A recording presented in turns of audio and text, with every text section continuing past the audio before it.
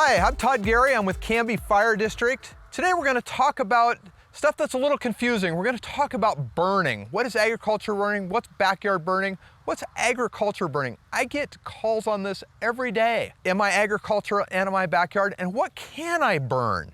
So let's jump right into it. Let's talk a little bit about what a backyard burn is. Backyard burning has burning seasons. Backyard burning is October 1st through December 15th. And then we start again in March and we go March through June. You say, wow, why is that? It rains all during the other times of year. But what we have is we have a thing called an inversion, and we have temperatures, and we got temperatures aloft that keep the smoke down in the valley. We don't want to burn if it's going to smoke our neighbors out and it's going to leave the smoke and make a health problem in the valley. So that's the reason for the burn seasons and the time of year that we can burn. So what can you burn? Backyard burning is things that you produce on your property. It's the tree limbs, it's the clippings from your garden, it's the old stuff from your garden. It's that stuff. What you can't burn plastics, you can't burn paper, you can't burn garbage, you can't burn furniture, you can't burn mattresses, you can't burn those kind of things, tires. We can't burn that kind of stuff. It's bad for the environment. It's also a hard fire to control. And we want you to have a smaller fire and a fire we can control. How big can I have my backyard burn? Your backyard burn can be no bigger than 10 by 10, which is a big fire. That's a large fire. You must have a hose or a way to put that out. So starting it on the back of your 5-acre hobby farm is probably not a good idea. So when you start thinking about where you're going to make your burn pile, make it a little closer. No closer than about 50 feet from your home though. Keep it 50 feet from your home. Put it in an area that's not going to burn. So putting it in the middle of the hayfield is not a good idea. That type of area is going to burn. So we want to keep it in an area that's open, it's clear, it's not under the trees, it's away from your home, and you're able to have a water source for that. So what's the difference between agricultural burning and backyard burning? I live outside of town. I have 5 acres. Am I not an agricultural burner? No, you're not, unfortunately. Agricultural burning is for-profit farms.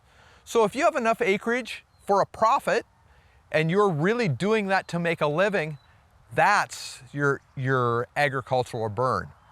So you're able to burn agriculturally pretty much all year round, unless we're into a burn ban time, because the Right to Farm Act. You're going to be able to burn on the days. We want to only have you burn on the days that are recommended to burn though. Reason for that is, again, that smoke. DEQ gives us every day a rundown on when you can burn and when you can't burn. One of the other times agricultural burning that you can't burn is if the state fire marshal says it's a red flag day and we meet their criteria. Or here at Canby Fire, we set criteria for our district too. We set it on the type of fuels that we have in our district. We got most light, flashy fuels. We don't have the big forests and we don't have those things. It's mostly light and flashy. So we've set it, if we're gonna have temperatures above 85 degrees, we have humidity at 20% or less, and we have a wind speed of greater than 8 miles an hour. We'll say there's no burning that day. Even if DEQ says there is burning, we regulate burning. If we hit any 2 of those in any day, we'll regulate the burning for that day. So we've done backyard burning, we've done agricultural burning. Let's talk a little bit about what is a recreational fire. I hear that all the time too. Can I have a fire in my backyard and we can sit around and make s'mores and roast marshmallows? Absolutely you can. That's not a fire that you're going to say, I'm going to burn garbage in, I'm going to burn paper in. That's a wood fire. You're using regular wood to build your fire. Need to be away from your home with that. We want it out from your home. Make sure you have the means to put that fire out. That fire can be burned, recreational fires, all the way through the high times that we're at high fire danger. We can burn in those backyard enclosures, but it needs to be either in a fire pan or a very regulated spot. Let's talk about what size that can be. So the size is about 4 by 4 and 3 feet tall. What is 4 by 4 and 3 foot tall? So right here, I've laid out a 4 by 4 area. That's the absolute largest that you can have your recreational fire. And about this tall, that's about 3 feet. So if it's any bigger than that, that's not a recreational fire anymore. That's a large fire. But talking about that, we can issue a special permit. If you've got a large event, you've got family coming over, you're doing some large event, and you say, you know, my fire is going to be bigger than 4 by 4. I've got a lot of people sitting around it, and we're really going to have a good time. Give me a call, and we can come out. Any fire district can come out. They can look at your area. They can look at what you have, and they may grant you a special permit to make that fire a little bit bigger than that, as long as you got your safety measures in place, and we feel comfortable with that fire. We also turn that into our dispatch center, so that a little larger fire, it's going to be late at night, so people aren't calling that in thinking that we have a field fire or we have somebody's home on fire. So really, no bigger than this 4 by 4 and about 3 feet tall. So some of the other things that we do is, in your backyard, a propane fire. So propane fire, they make some really nice fire pits now, and they run off of propane. You can use those any time of year. You can use those without a permit. They can be fairly close to your home on your back porch. What a great way to enjoy the fire and the ambiance on your back porch without the danger. The propane fire is very controlled. You can shut it off. It's easy to shut off. You don't have to have a hose to shut it off. It just shuts off. And also, you don't get the sparks. So we're not getting the same sparks into the atmosphere and the fear of a brand flying someplace to start a fire somewhere else. So there's lots of those little pieces that we look at when we look at those things. So special permits on agricultural burning. Talk a little bit about that. Or backyard burning, for that matter. That you've cleared your pasture and you've got a bunch of big stumps. And you're going, wow, I'd really like to burn these. My pile is going to be pretty good sized. And you know, it's going to burn more than today, and I really don't want to put it out at the end of the day.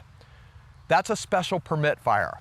What you do is you call Canby Fire or your local fire department, and you say, hey, I got this fire. Can you come take a look? A lot of times I'll come out and take a look. I'll say, okay, you're going to burn these stumps. They're going to burn for 2 or 3 days.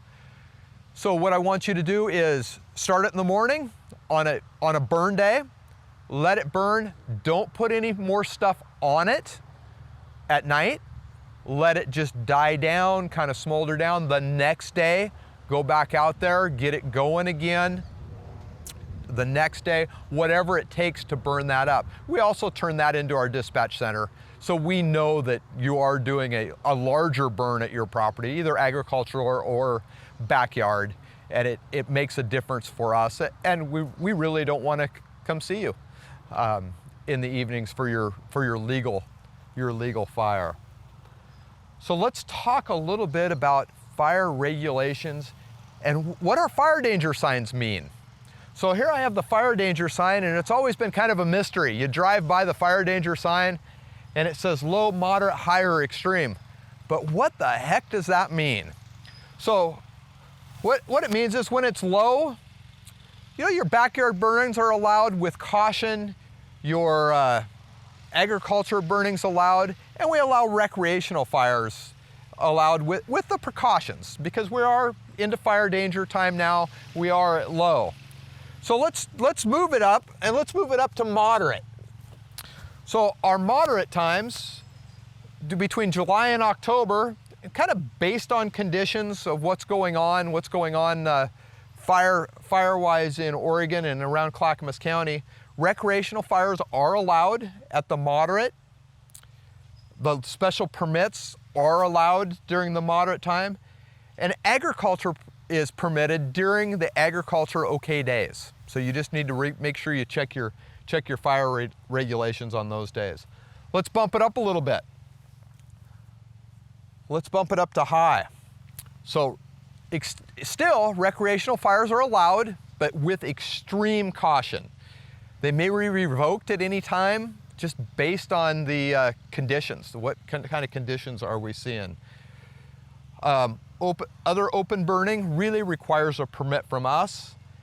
Agriculture is approved, but may be revoked again. I talked about those levels earlier, and may be revoked on those days, especially when we're in the high. So really check with your local fire department, check on their conditions, call your local burn line. All the fire departments in Clackamas County have a burn line to call. So please call their burn line, check their websites for those burn days, the days you want to burn. So now we go into extreme. Last summer, we seen a lot of extreme time. We went through most of the summer and we were in extreme, and we had a lot of fires going on. Extreme, we're in a total burn ban. No outdoor fires are allowed, no recreational fires. Now, the propane fires and your propane barbecues and those things are allowed during that time. So during that time, you can have those. One of the other things you may see, we are in a total burn ban, but some of the grass seed and those things are regulated by the Department of Agriculture, and they're very regulated and they got fire engines, they've got water supplies, they've got all those things in place. So you may see some burning, some field burning, especially in the Canby Fire District, because we are large and we have an experimental place in Canby that does a lot of experiments with the grass seed and what the effects of burning and stuff does, and what it does when it's in a drought time. So you may see a little of that burning, and that is purely agriculture, and that's purely grass seed. It's nothing else. So we went through all that stuff really fast. We went through the regulations, we went through what stuff is. Go to your local fire department's website. Canby Fire's website has all the information that I've just talked about. It's all on there. Please read through it, understand the burning regulations, understand the type of burning you're doing before you go and burn. We're gonna do a little demonstrations here. We're gonna talk a little bit about how fast fire moves and how fast it can get away. We've just went through a few days of rain, but now it's gonna get hot again, and we're working in this hot time. And I want to show you about the light flashy fuels that we have in our fire districts and other fire districts around Clackamas County, and how fast stuff can get away and what we can do with that. So we've learned all about what agriculture fires are, what recreational fire is, and what a backyard burn is. Let's talk about good locations and bad locations. I'm standing out here. It's a pretty hot day today, little bit of breeze. We have a good spot possibly for a recreational or your fire. All this area here is all dirt. There's nothing but dirt here. The area behind me, we have tall grasses. We got stuff that fire is gonna go through. Let's see how fast fire is gonna move with the small amount of breeze and wind that we have today.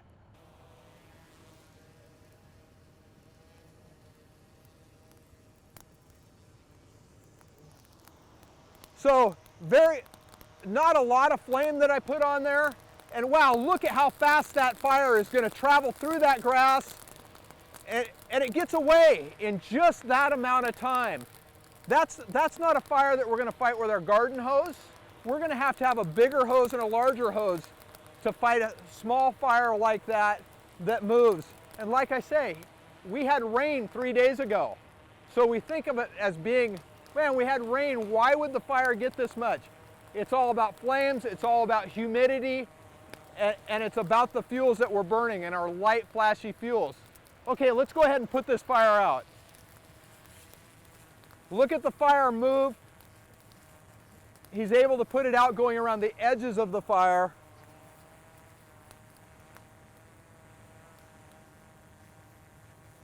So again, if you hit that fire with your hose, it's still not out. Even after we see the flames, the fire's not out. He'll be working on this fire for a little while to get it all out. So in closing, please be careful. Please look at your fire regulations. Please watch the fire danger sign. Watch to what it says. Work within the regulations. Don't let this happen to you at your home. We want you to be safe. We want you to have fun with your recreational fire. So Please follow the regulations. Have a great day and be fire safe.